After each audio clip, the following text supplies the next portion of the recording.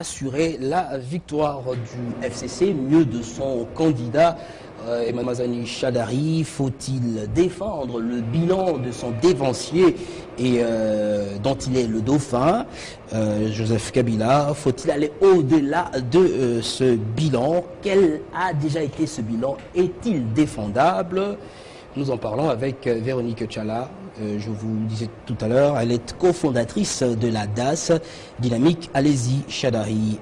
Bonsoir, Madame Véronique Tchala. Bonsoir, monsieur le journaliste.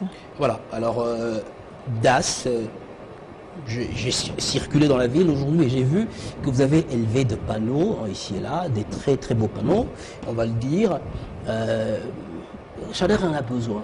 Au-delà du FCC, faut-il créer un mouvement, on va dire, parallèle?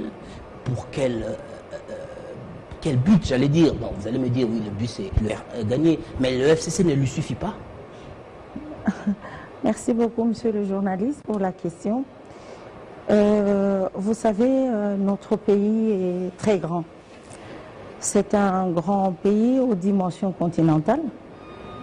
Et le FCC, seul, vous avez vu déjà la structure de campagne de Shadary, c'est une méga structure. Ça ne veut pas dire que seul FCC va faire la campagne. Il y a des structures comme la DAS qui se joint au FCC pour faire élire Shadary. Et la DAS, qui est la Dynamique Alési Shadary, c'est une méga plateforme qui regroupe des personnalités congolaises qui ne sont pas membres de FCC, qui ne sont pas membres de l'opposition, mais il y en a qui sont de la société civile. Nous avons des personnalités indépendantes qui ont adhéré à la DAS, à la vision, la philosophie de la DAS, pour faire gagner Shadary avec une majorité écrasante. C'est déjà le cas avec le FCC. Le FCC est composé aussi bien des partis politiques que de regroupements, mais aussi des personnalités de la société civile et d'autres mouvements de la société civile. Enfin, oui. Pourquoi n'avoir pas rejoint tout simplement ce grand mouvement? Il y a de la place pour tout le monde, a encore dit récemment Néhémie Moulania, qui en est le coordonnateur, si je ne m'abuse. Oui. Je pense que ce n'est pas de trop. Nous sommes en train de battre une campagne pour un président de la République que nous voulons, pour qui nous voulons une victoire écrasante. Cela veut dire que nous voulons l'adhésion de 80% des Congolais à sa victoire. Nous ne voulons pas que ce soit une victoire à laquelle c'est seulement le FCC qui dit c'est nous qui l'avions fait élire. Nous voulons que ce soit tout le peuple congolais qui dit nous avons élu Shadary. Nous lui avons donné un mandat. Que Shadary se sente redevable devant tout le peuple congolais. Et c'est ça la raison pour laquelle vous voyez qu'il y a comme ça des structures qui ne sont pas parallèles au FCC. Il y en a qui sont membres du FCC, comme il y en a d'autres qui ne sont pas membres de FCC, mais qui acceptent de concourir à l'élection de Shadary, qui acceptent d'apporter leur contribution pour que Shadary soit effectivement élu par le peuple congolais tout entier, et qui ne sont pas nécessairement membres de FCC.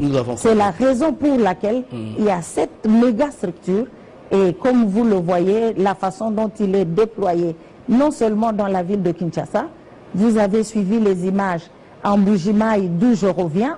C'est une structure qui est suffisamment implantée déjà à l'intérieur de toute la République pour aider les indécis, ceux qui ne sont pas membres, qui n'ont pas signé la charte de FCC.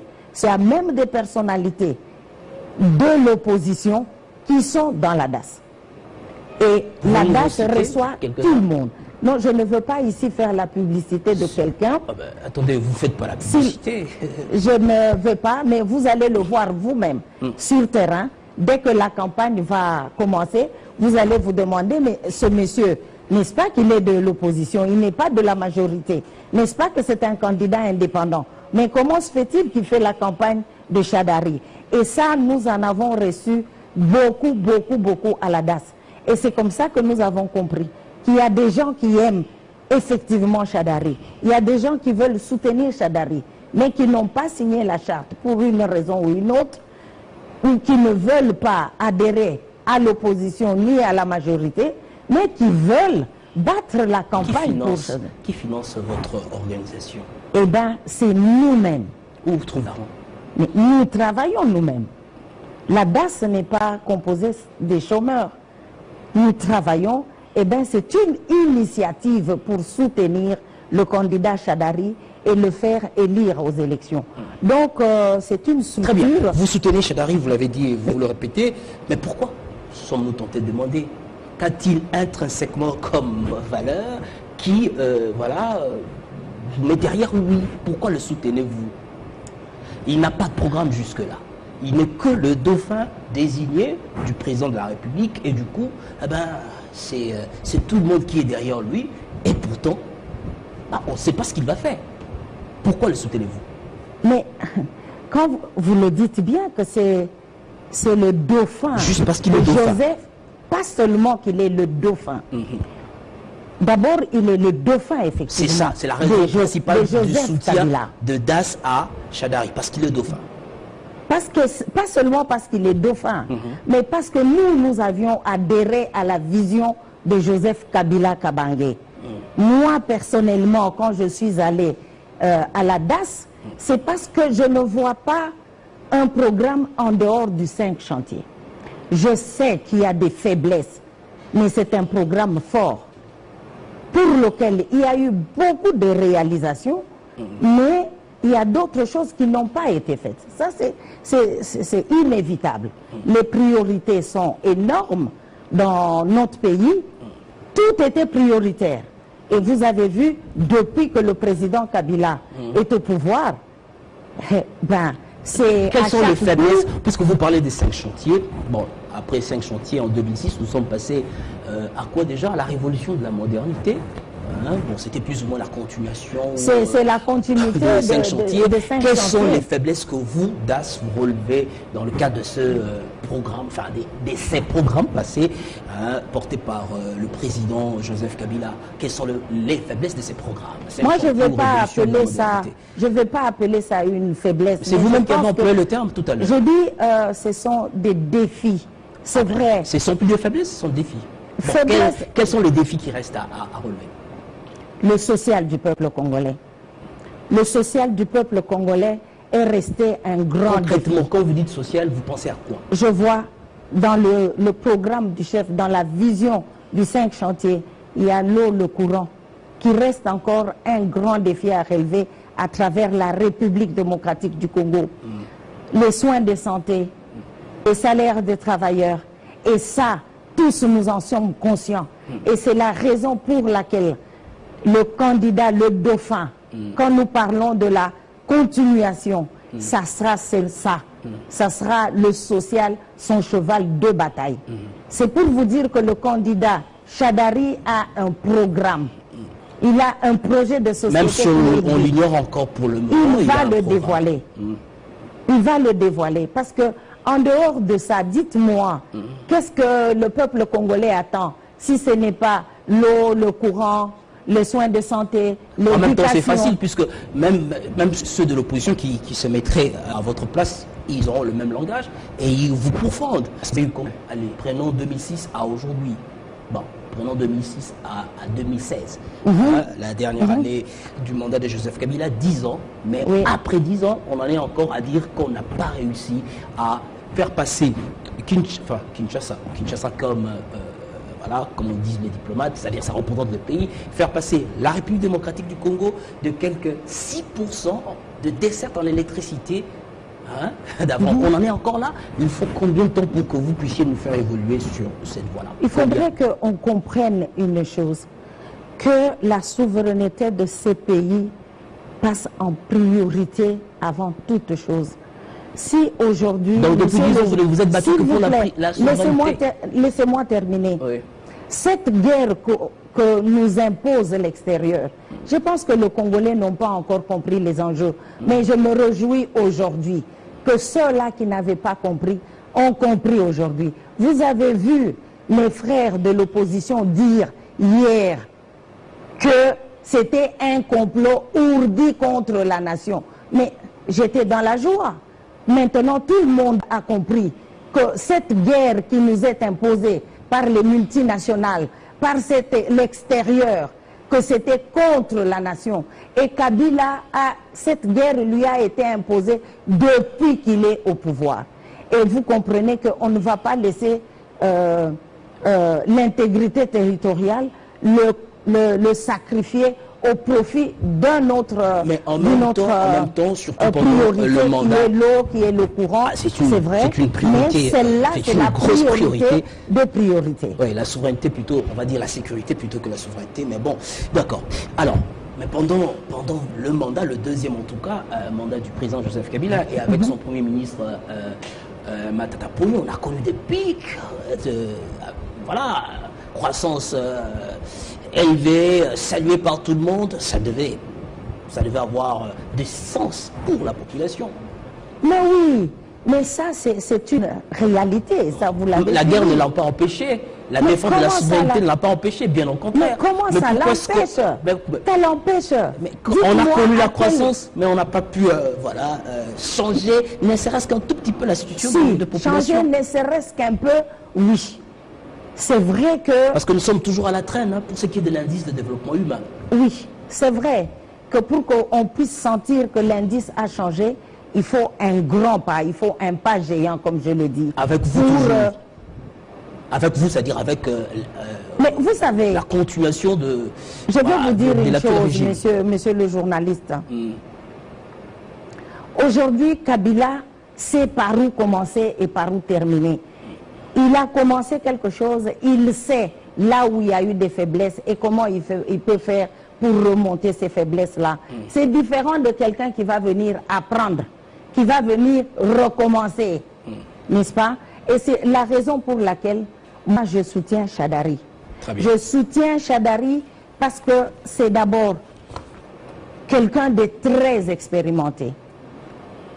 Il a été gouverneur de Maniema. Donc il a déjà géré la République. Il a été parlementaire, député, parlementaire pendant au moins deux mandats, ministre de l'Intérieur. C'est quelqu'un qui connaît la machine de l'État, comment ça fonctionne. Il sait là où se trouvent les forces et là où se trouvent les faiblesses. Et qu'aujourd'hui, connaissant là où se trouvent les forces et les faiblesses, c'est plus facile pour lui qu'on arrive au social. Au lieu que ce soit quelqu'un qui va recommencer par on ne sait quel bout et on peut recommence pas puisqu'il existe ce qu'on appelle ce principe, le principe de la le principe, oui. Vous savez, quand vous avez une vision qui n'a pas été terminée, que quelqu'un d'autre vient dans cette vision, c'est toujours différent. On passe dans des pays, voilà, ailleurs au monde. Oui, ces pays-là ont déjà des structures, ils ont des infrastructures. C'est ça qu'il faut mettre en place. Qui sont déjà penser rester à c'est que nous n'avons pas encore ces structures-là. Et ces structures-là, vous savez, le Congo a un budget de combien de milliards? À propos, c'est la dernière question. Vous m'avez mis la puce à l'oreille. Le budget actuel défendu par le FCC, puisque tous ceux qui sont au gouvernement sont presque tous membres du FCC, s'élève à quelques 6 milliards de dollars. C'est pas un budget de développement, qu'on se le dise. Alors, c'est vrai. Pour la première année, en cas de victoire de Shadary, vous faites évoluer ce budget ou vous le gardez comme tel puisque vous avez défendu ce budget comme étant réaliste? Ceux des autres candidats qui se sont déjà exprimés là-dessus ne sont pas réalistes. Vous restez avec ce budget de 6 milliards pour la première année, exercice 2019? Oui, le candidat de FCC, il va nous le livrer d'ici là. C'est demain déjà. C'est demain si on s'en tient à ce qui a été annoncé. Dans quelques heures, il va nous dire s'il le maintient. Je pense que le FCC est réaliste. On ne peut pas moi, j'estime que c'est de la démagogie. Partir de 4 millions et dire nous allons avoir 15 millions sur aucune base logique. Donc, les difficultés sont là. Les efforts à fournir doivent être faits pour qu'il y ait moins de coulage de recettes, qu'il y ait un peu plus de rigueur dans le contrôle de la gestion de l'État. Et ça, ce sont les objectifs. C'est fixé. Il connaît cette machine. Il connaît là où se trouvent les forces et là où se trouvent les faiblesses. Et pour le moment, il est focalisé. Et comme nous le disons nous-mêmes, coup sur coup, il sera sur le social du peuple congolais. C'est ça que le FCC, c'est ça que la majorité n'a pas pu faire au cours des années du mandat passé. Mais maintenant, Chadari qui va le poursuivre, ça sera coup sur coup pour le social du peuple congolais. Et nous sommes sûrs qu'il va le réussir parce qu'il connaît bien ce pays. Il connaît les problèmes de ce peuple congolais. Il a géré, même en petit, mais il a déjà géré au niveau national. Et il connaît bien et il connaît les solutions idoines qu'il doit apporter pour que le peuple congolais se retrouve heureux sur cette terre congolaise. Merci beaucoup, Véronique Tchala. C'est moi qui vous remercie. Voilà, cofondatrice de la DAS, Dynamique Alési Chadari, et présidente de l'ANSI, Action nationale pour le changement intégral. Merci d'avoir été notre invitée. C'est moi qui vous remercie. Voilà, on va poursuivre avec notre deuxième dossier. La ruine de l'opposition s'appelle Genève. Pourquoi être allé à Genève? Nous en parlons avec Billy Kambalé. Il est président de la Ligue de jeunes de l'UNC de Vital Kamerhe.